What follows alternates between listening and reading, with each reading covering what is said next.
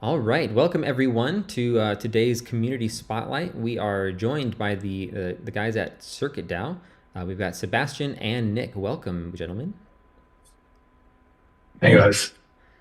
If you would like to just kind of give us a brief introduction of yourselves and kind of your background and history, that'd be awesome. We'll start with Yeah. Sebastian. Sorry. Yeah. So I'm Seb. Been in startups for past 25 years. But most recently, I was in crypto for the last 5 years. Joined Chia network about 3 years ago, 4 years ago. Because I just really liked the tech and what was happening on Chia. And then, after wanted to do something on my own, sort of a protocol, so joined with Nick to build Circuit. Yeah, and I guess we got in touch through, I think, originally a mutual friend, and I think we were both sort of involved in Chia in the ecosystem quite early on. Well, Seth was actually at Chia for don't know, a couple of years. Is that right? Um, Yep. and yeah, I was around. I mean, I was an early farmer on the network. After immediately after mainnet launch.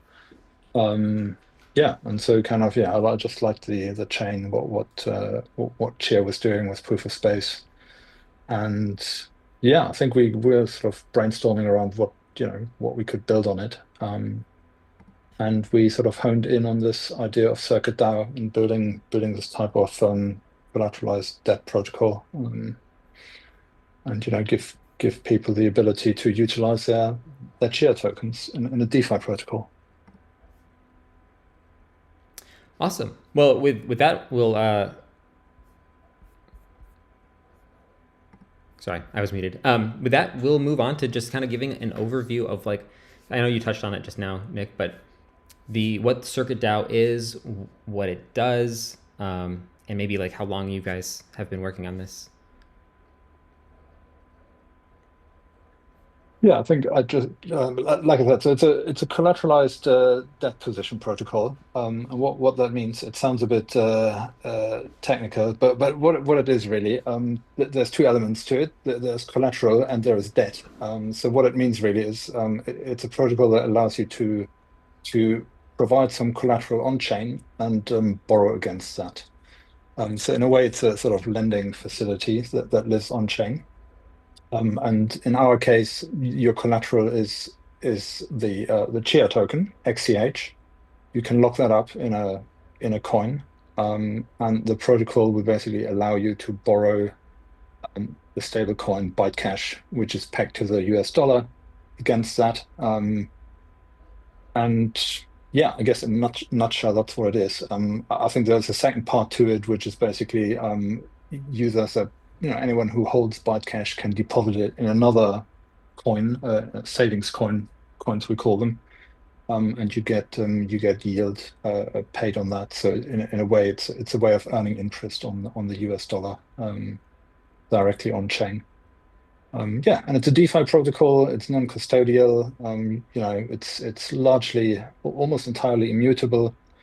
So we're trying to build the real deal in terms of DeFi protocols. Something that people can rely on, is trustworthy and secure. Yeah, I think that's sort of it in a nutshell.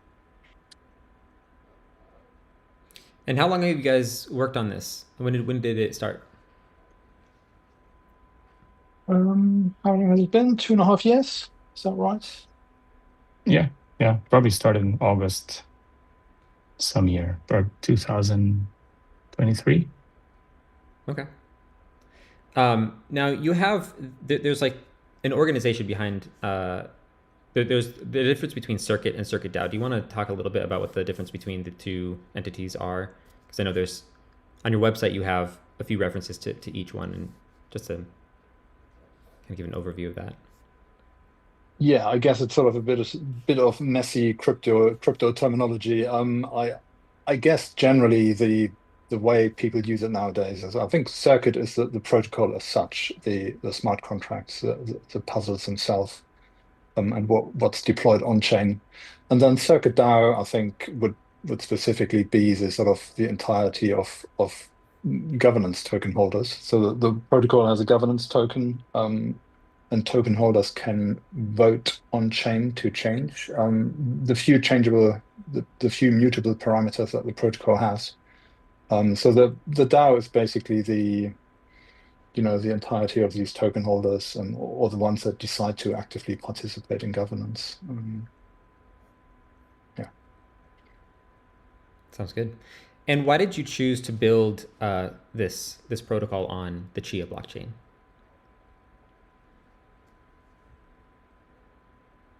I guess we're both sort of um, decentralization maxis. I think we liked the fact that it was a true blockchain, right?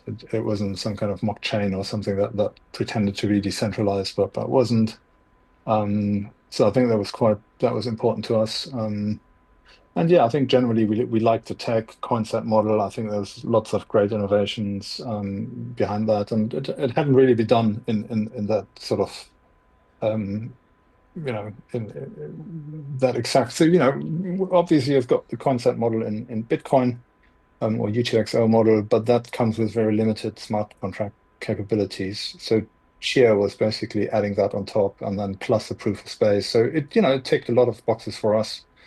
And yeah, and I think if you set out to build something like this, you want to make sure you build on something that you think it's going to be around for a long time, and it's got staying power, and it's got legs, and people are going to use it. Yeah, that's great. Sebastian, any thoughts? Yeah, I was also curious if it's possible to do.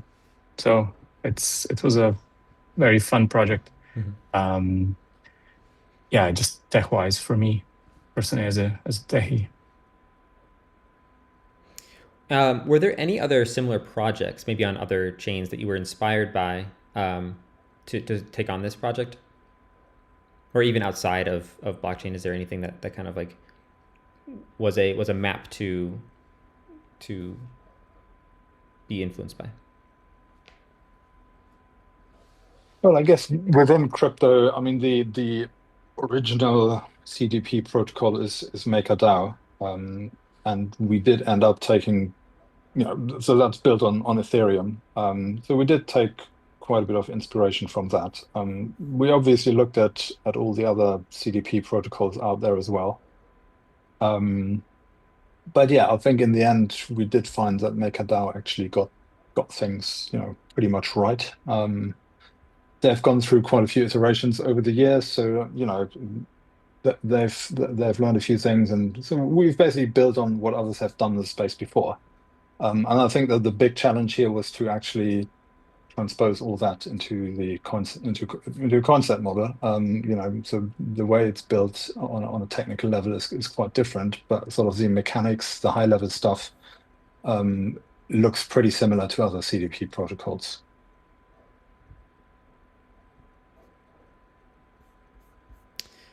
All right. I And do. I Sorry, go think ahead. that, so yeah, I think there was a second part to your question. Is there anything else that's sort of outside of crypto? I guess the closest that you get to is this kind of thing, posting collateral and borrowing against that exists in TradFi as well. There it's usually called a Lombard loan. So you can go to your broker, for example, if you've got a brokerage account and a stock portfolio or some ETFs or whatever.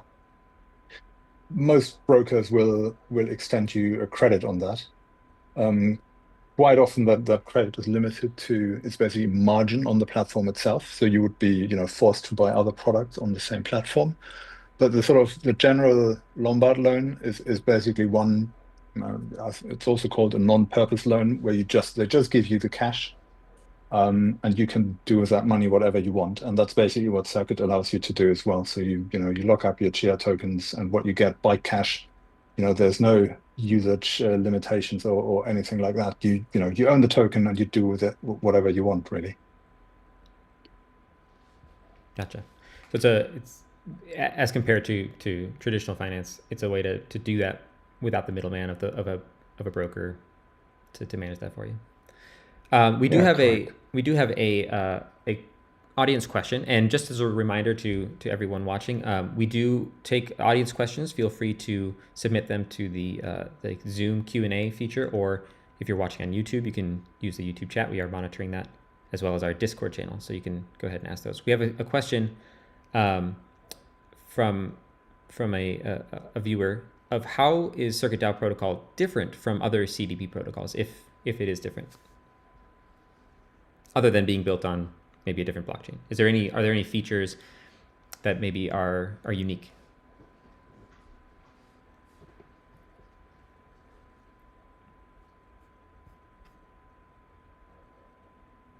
Yeah, just trying to think. I mean, like I said, it is heavily inspired by MakerDAO. We have tried to be more rigorous in terms of immutability. So in that sense, it's closer to a protocol like Liquidity, which is also built on Ethereum. We've combined a few features, of some from earlier versions of MakerDAO, some a bit later. So kind of we've tried to pick the best bits of what's out there. Yeah, and then apart from concept model, I'm not sure there's a huge amount of, is there anything that's really unique? I'm not sure. Maybe Seb has got any ideas, but I don't think so. I mean, I think it's a combination of maybe different protocols, but I think we mostly took inspiration from Liquidity and MakerDAO. Yeah, mostly MakerDAO. The difference is that MakerDAO has full control of their treasury and all kinds of funds, which we didn't want. Trying to keep it decentralized throughout, I assume. yeah, and I guess Right. in the end, it's a finance application, and as a conceptually, it's not a new thing, and quite often in sort of finance, and especially if you're doing it in DeFi, you want to be conservative in a sense, right? You don't want to try out crazy things. Sure. You want to do the tried and tested stuff and build something that's solid and works for users from it. Yeah. Absolutely. So we have an opportunity to dive a little bit into the technical side of things, just on how it works. My understanding is that there's these two coins, the BYC coin and the CRT coin. What is the difference? And I believe you touched on this earlier, but what's the difference between those two coins? So BYC, Byte Cash, is a stable coin. So that's a token that's pegged to the US dollar.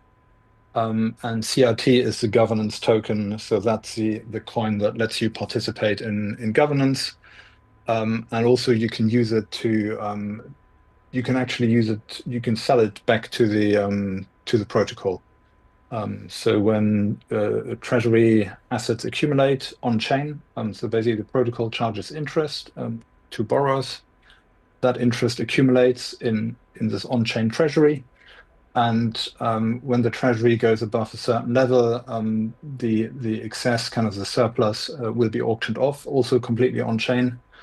And users can basically acquire Byte Cash from the treasury by sending circuit tokens to the protocol, which then get burned. So in the end, CRT is a deflationary token, and lets you participate basically lets you benefit from the profits or the revenue that the protocol generates.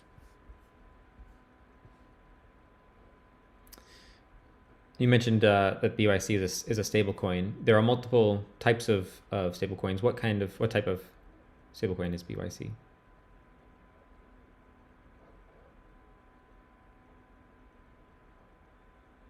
So, sorry, say that again. What type of stablecoin? Yeah, what type of stable coin is it? It's obviously it's like collateralized, but not by USD. It's collateralized by XCH specifically.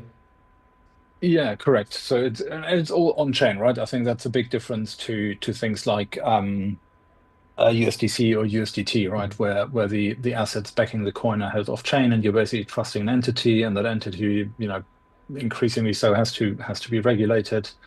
So there's and generally that they're subject to, those regulations would require them to have backdoors in those coins. They can freeze accounts. They can freeze your coins. All that doesn't exist with Bytecash. It's fully on chain. You can completely independently self-custody it. So there's indeed no middleman here or anyone holding your collateral for you. And what process do you guys use to keep the stablecoin stable or pegged to the US dollar? What does that process look like? Yeah. So there's basically two variables, two interest rates that the protocol or that governance can change in the protocol, and the one is the interest rate that gets charged to borrowers, and the other one is what gets paid out to savers. And those two rates are set by governance, and governance's job is basically to make sure that these rates are set in a way that the peg holds, right? So if you charge too high of an interest, then obviously nobody's going to borrow anymore. You may have more demand on the buy side. The peg is going to trade at a premium, or the coin is going to trade at a premium. And if the rate is too low, then too many people borrow. Too many people might sell the stable coin in the market. And you will depeg to the downside, so you'll be trading below the peg. So that's basically the one thing that governance has to do on an ongoing basis, and that's not something you can automate either. So governance basically has to keep an eye on the market. Where does Bytecash trade, and where interest rates elsewhere in the market, because that will ultimately determine whether people want to borrow or want to deposit in the savings vault.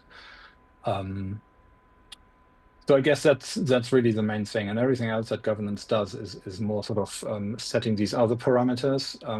But those things you would expect to happen much less often. They're kind of frequencies or timings on when these on-chain auctions are being held. How long is that going to take, etc. So there isn't that much to do for governance. It's really mostly about these two interest rates that are the two key moving parts in the entire protocol. And considering that that's a governance system, how there might be instances where you need to react quickly to adjust those interest rates to make sure that the stablecoin is staying pegged. What is the process by which the governance system works in order to react quickly enough? Yeah. So there's basically a few steps, right? So everything happens on chain. So anyone can submit a proposal basically on chain. And the first thing that happens is that there's a veto period. So other governance token holders can evaluate the proposal, take a look. If they're not happy with it, they can try to veto it. So if they manage to get more votes behind the veto than the original proposal has, then it gets cancelled. It gets rejected. If not, then after the veto period is over, the proposal is basically accepted. But there's still sort of an implementation delay. So before the new values become active, the new rates become active or effective, there is a bit of a delay. And the same, by the way, applies to all other parameters as well.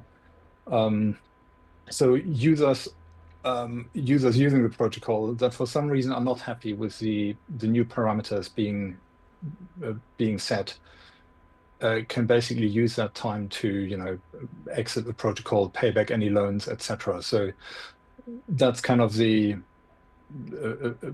delay that gives users confidence that things can't change overnight, basically, right? So there's always a delay that allows you to unwind your position and get out of it.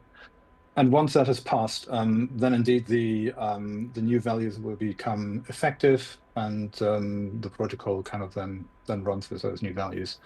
And I think the point you made there is completely correct. I mean, interest rates you have to adjust potentially more quickly than some of the other parameters, right? Most stuff, it's not an issue. You can easily wait a few days, few weeks even before you implement the change.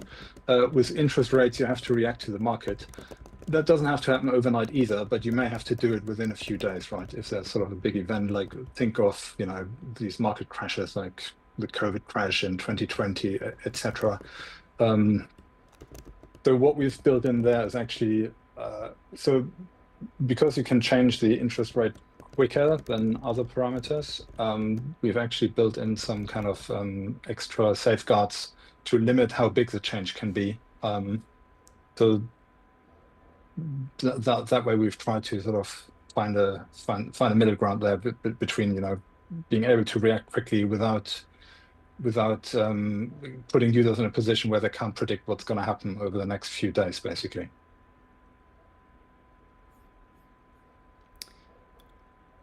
We have an audience question here. I just want to make sure that I'm reading through it. It's pertinent to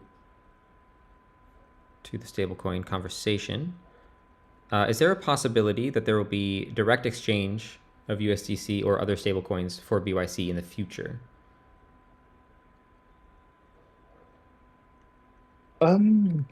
So on Chia that already exists. I mean, you can already trade BYC against USDC on DEXI. I believe there's also Tibet swap AMM pools live already, so that you can already do. And I think we've seen it being bridged over to Base as well. So there might be a pool on Aerodrome soon, or maybe it's already there. So I think those are the ways that you can trade BYC already. I think what we want to do at some point, or try to put in place, is a direct fiat on ramp. So we'll see what we can do on that. Okay. We have another question. This is from Coding is Art in Discord. Is XCH the only backing for BYC, or in the future could we use other assets, i.e. the ACDCs from Commuto or others to borrow BYC?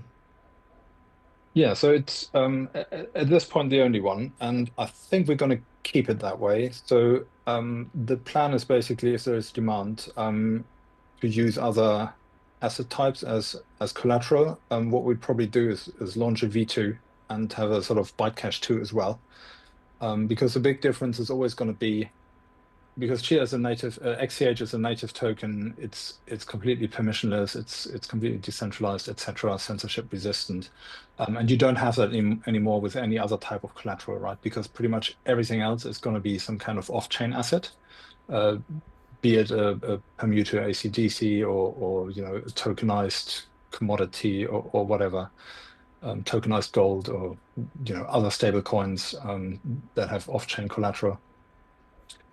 So I think the plan for us is to keep those two separate and then have a second version, and that can then be backed by other stuff. Okay.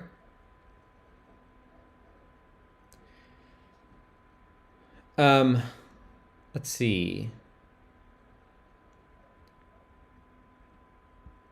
So we have the governance system. Talking a little bit more about that. We have the CRT token is kind of the token that allows people to participate in the governance system. Is that correct? Yep. Yes. Is that currently widely available? If not, when will it become more widely available?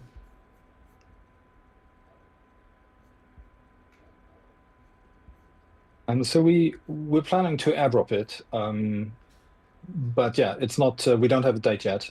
So I think, as always, it's soon TM.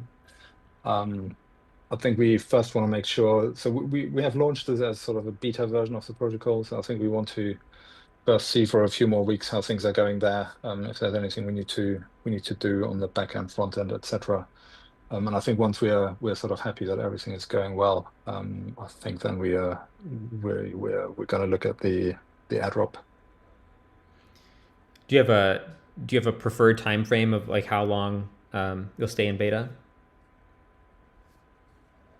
Or is it kind of as you'll decide when it's ready? Or Go ahead. Yeah, I think we'll look. I think in the end, this project has taken us longer than we thought. So I'm sort of a bit hesitant to put a date out. But yeah, I think hopefully we're talking.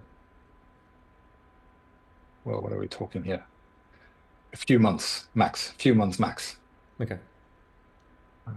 The one thing, for example, that's gonna influence. So we've got a bug bounty program live on Cantina. So we had a very successful competition there last year where lots of security researchers participated. So I think we, now that people can actually use the protocol, I think we want to give security researchers a bit of an opportunity to look at it again, try things out themselves. So I think we want to be satisfied that enough people have taken a look, and we've had even more eyes on it than we've already had over the last year. I mean, we basically spent an entire year just doing security audits and reviews and this competition. But I think, yeah, like I said, once we're satisfied, once we're confident everything is working exactly as it should be, and there are no more hiccups to be expected, then I think we're gonna exit the beta. Sounds good. You mentioned audits. Are those currently in progress, or have they been completed? And which ones? No, have you gone through? so they've all been completed. So we did sort of a traditional audit where we had an audit company, Zelig. They specialize in that kind of stuff. They went through everything with their team. That took, I don't know, a couple of months, I think. Then we did another small invite-only program on Immunify. That was pretty good as well. That was sort of smaller scale, but they also found a couple of things we had to sort out. And then we did this big competition on Cantina. They basically they run these competitions where pretty much anyone can join in, help find bugs. And I think we had 700 or 800 submissions, hundreds of researchers participating. So that was great to see. And it was the same platform that did Liquidity just before. So I think, we had the right people on there and that were familiar with this type of protocol. And that was actually a great experience. So there was a whole bunch of things to fix after that. And we finally finished all that so towards the end of last year. And and here we are. Sounds good. We have a couple of questions from the audience. First is, how does the protocol start paying deposit interest from day one when no borrowers have paid in loan interest yet? Yeah, so the way it works is that the borrow rate is always going to be higher than the savings rate. So the protocol is always going to accrue more debt than it's going to have to pay out in savings interest. And even if nobody has paid back into the protocol, what can be done is basically you can mint against the accrued interest that's owed to the collateral vaults, and mint that into the treasury, and from there it will be distributed to the savings vault owners, or to the savers, basically. And in fact, that's how banks do it as well. That's the general system. You can basically issue money against interest that hasn't been paid back to the lender yet. Okay.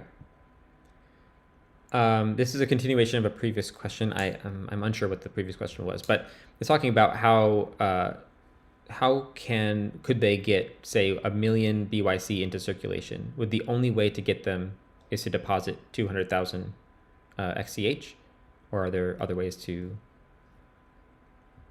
get BYC? No, there's no other way. So that's the only way that BYC will ever be issued. It's through borrowing from a collateral vault, or via this process I just described, where you mint directly into the treasury. Okay.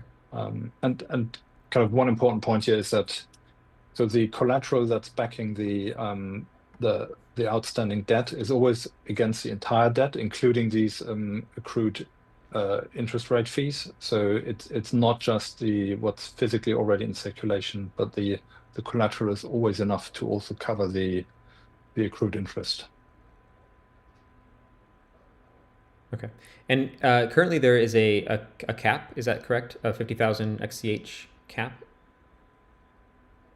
Yes, that's right. Is there a technical limitation behind that, or is it more prudence based?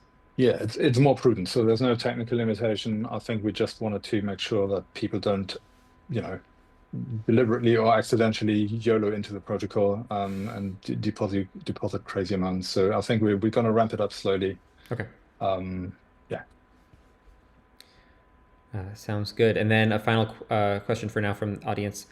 Does this mean that I could keep my XCH and still borrow a safe amount of BYC for other projects, which would, they gave an example of silicon.net, which could cover more than the interest costs and make some extra on the side, extra USDC, and I'd still be able to benefit from any XCH price appreciation? Maybe that was a little much of a jumble, but would this allow them to kind of use their XCH in a perhaps more efficient or profitable way? Yeah, no, correct. I think what you described there is correct. Yeah, you hang on to your XCH and you can borrow against that. So the one thing you always have to borrowing only makes sense obviously if you have a way to utilize that Byte cash in a way that gives you a higher. So yeah, but if you have that, then yeah, it's totally a possibility, right? And just keep in mind that the XCH price can go up or down. So you might end up if the XCH price goes down sharply, you might end up in a position where you have to repay your loan maybe before you get a return, or the return gets paid out on whatever other investment or thing you're doing with your Byte cash. But other than that, yeah, that works, sure. Sounds good.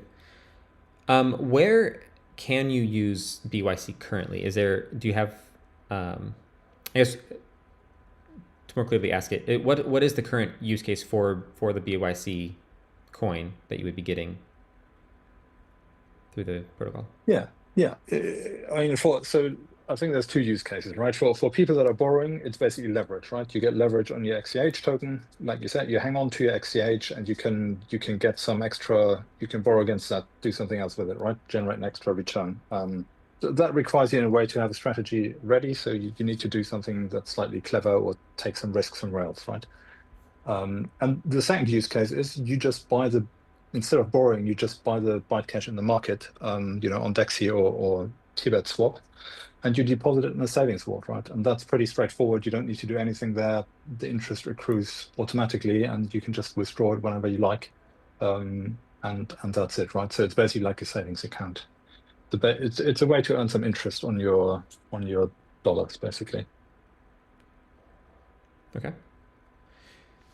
We have an audience question. I saw the Silicon announcement. If larger projects want to use BYC, perhaps even for payouts, is there a partner / OTC like program with Circuit so they don't have to rely on the market for their coins?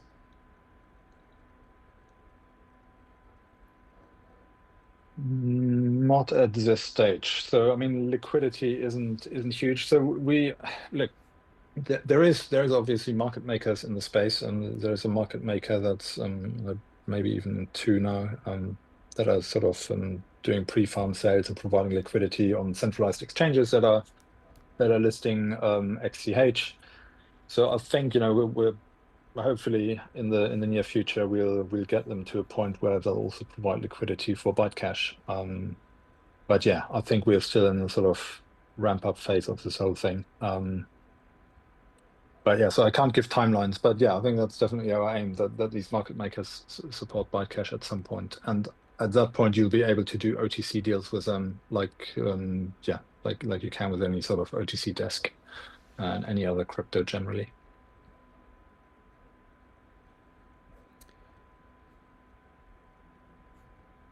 Another question. How can you explain what are the incentives to help and participate in the protocol?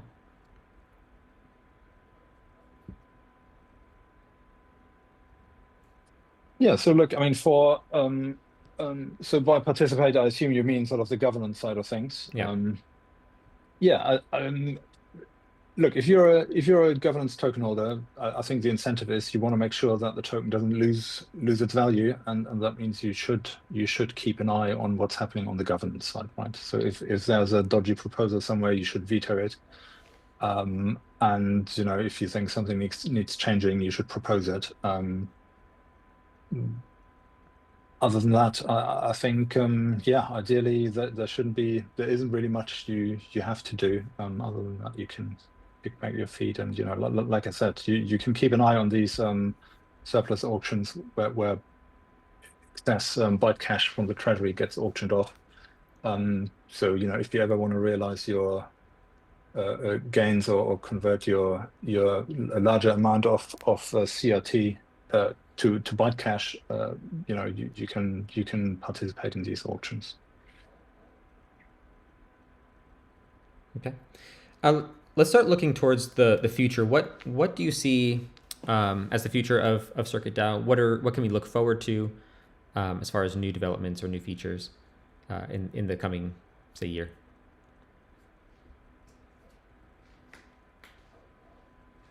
Yeah, I think the one of the key things is probably better liquidity. I think that's something we want to achieve, and better on and off ramps, right? So ideally, we want to be in a place where people can directly, go on chain, buy byte cash, or earn interest on their dollars straight from fiat, right? So I think Chia has already got this ACH on ramp. Maybe that's something that will work for byte cash one day as well.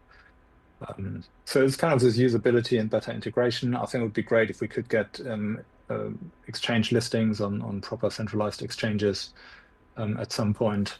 Realistically, volumes have to be much, much larger than they are right now for that to happen. But I think that's the goal. Yeah, and I think the other thing we already talked about earlier, different types of collateral, I think, that will eventually become a question as well in sort of a V2 deployment. Because realistically, people have a lot more assets other than Chia tokens. So, having a way to borrow against other things as well would make perfect sense, especially if you've got tokenized equities, right? If you've got an index fund on chain, or a dividend certificate, those are great collateral assets. And you should be able to use them like you can do now with Chia as well. Are there any partnerships or collaborations that you're looking into in the future?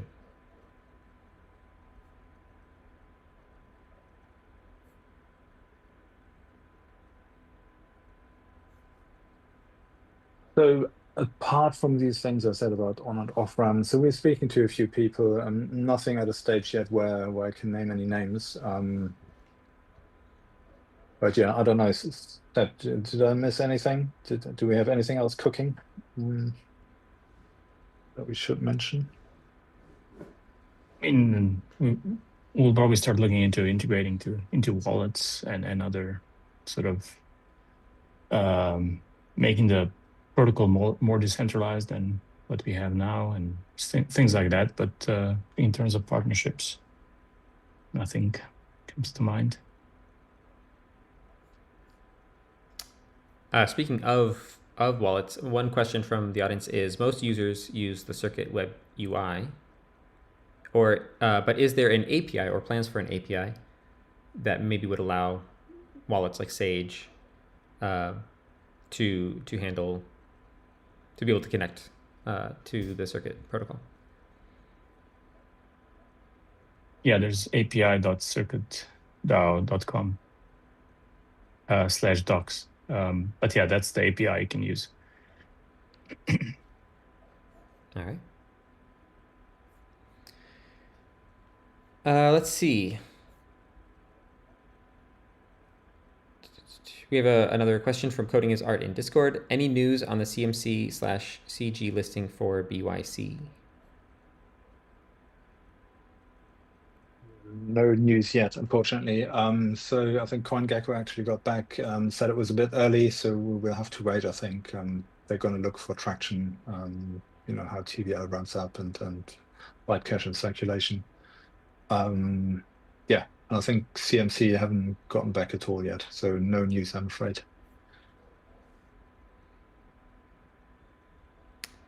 Does Circuit feel any competition from other projects that pay interest on stablecoins? For example, since it's so easy to bridge WUSDC, and many places pay against USDC.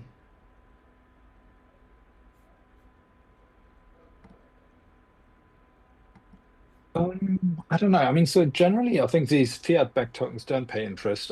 I think some exchanges have sort of agreements with Circle and maybe Tether does it as well, that you can earn interest through basically kickbacks that are getting paid out somewhere. But if you're looking for native sort of on-chain yield, I think you have to go for a CDP protocol like us, and I think in the Chia ecosystem, that's the natural thing to use. Yeah, sure. Of course, you can use MakerDAO on ETH, but then you're using a different collateral asset, or you would have to get wrapped XCH to get accepted by the MakerDAO. So I'm not sure how realistic that is. But I think right now it's a natural thing to do. If you're using Chia, that's your. I think Circuit is. I don't think we've got. I wouldn't say MakerDAO is competition for us. It's a different ecosystem.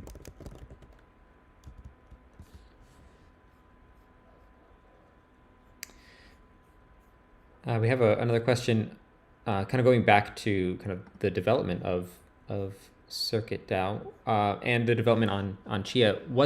How was developing it on Chia different or challenging than maybe other ways you could have done it?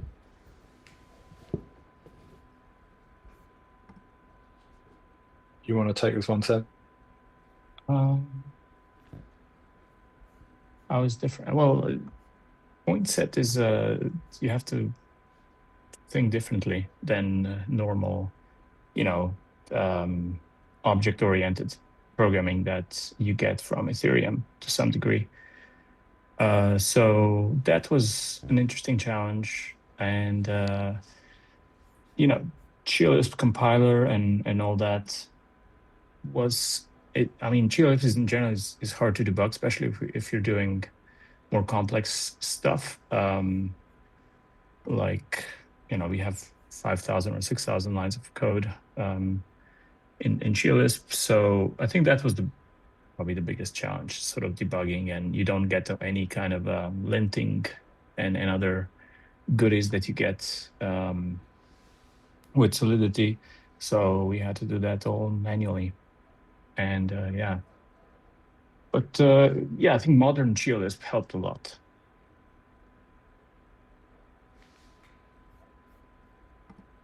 Great. Well, I think that's all I have for questions at the moment. If there are any other audience questions come through, I will relay them. But if there's anything else that you guys would like to mention or talk about, if I didn't address anything, feel free to let me know your thoughts.